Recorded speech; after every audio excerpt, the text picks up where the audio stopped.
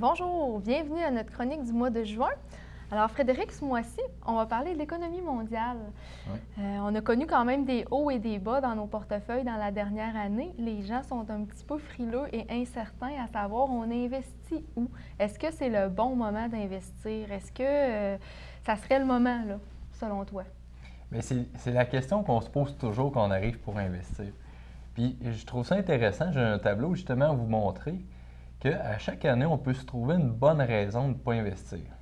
Puis si on prend justement là, dans les dernières années, depuis 2010, on a eu la crise de la dette souveraine. En 2011, on a eu la crise de la zone euro. 2012, le fameux gouffre budgétaire américain. 2013, 2014, 2015, on vient de connaître la chute des marchés boursiers chinois, la chute du pétrole, etc. Toujours une bonne raison de ne pas investir dans les marchés. C'est donc dire que si on attend que ce soit le bon moment, on va toujours attendre puis on ne placera pas. Exactement. Puis, dans les dernières années, on a connu des rendements intéressants. Alors, moi, je pense que l'élément important, qui est toujours de mise, qui est toujours important, c'est d'investir dans un portefeuille diversifié.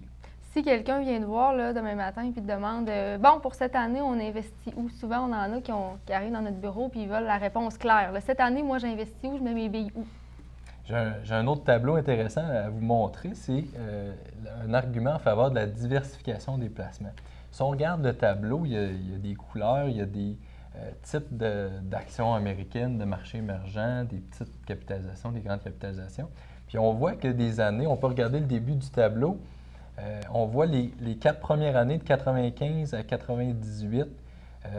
Les pires rendements ont été connus dans les marchés émergents. Puis l'année suivante, le meilleur rendement a été connu dans les marchés émergents, 57 Fait que c'est donc dire qu'il ne faut pas bouder un marché, il faut être diversifié, il faut être présent dans tous les types de placements. Oui, puis souvent, en tout cas au niveau du REER, quand on commence en bas âge, on essaie de voir ça à long terme, évidemment.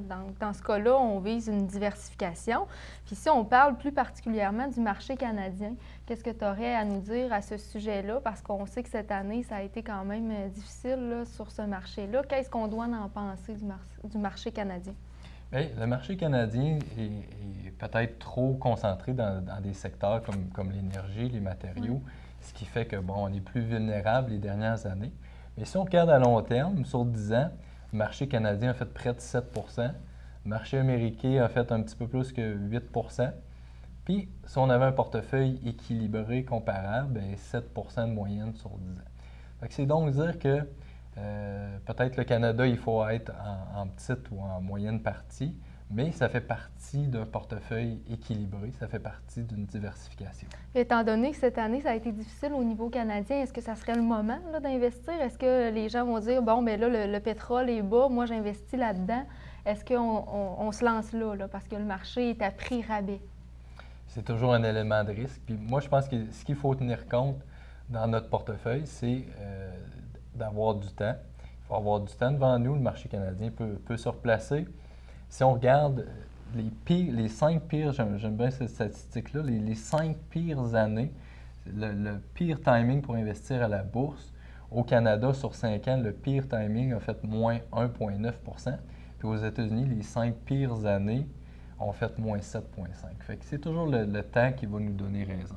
Oui, parfois, ça peut avoir l'air pire que ce que c'est quand on regarde une courte période. Mais quand on a du temps, on est capable de remettre ça en perspective. Puis, en terminant, au niveau de la devise, comment tu viendrais expliquer ça aux gens, le fait que ça puisse vraiment faire varier un portefeuille, là, le dollar canadien, comment tu expliquerais ça? En fait, la devise influence nos placements à l'étranger. Donc, si on a un placement aux États-Unis l'année passée, en 2015, bien, la devise, c'est le contraire que quand on dépense aux États-Unis, on investit aux États-Unis. Si notre devise perd, notre placement s'apprécie. Donc, l'année passée, la devise a joué en notre faveur pour nos placements. Cette année, bien, ça pourrait être facilement le contraire. La devise pourrait jouer contre nous. Alors, peut-être il faudrait considérer des fonds en devise neutre pour se protéger, etc. Alors, ça fait partie du risque. Parfait. Donc, en terminant, le mot d'ordre, c'est la diversification. Exactement. Puis le temps va nous donner raison. Parfait. Merci d'avoir été là.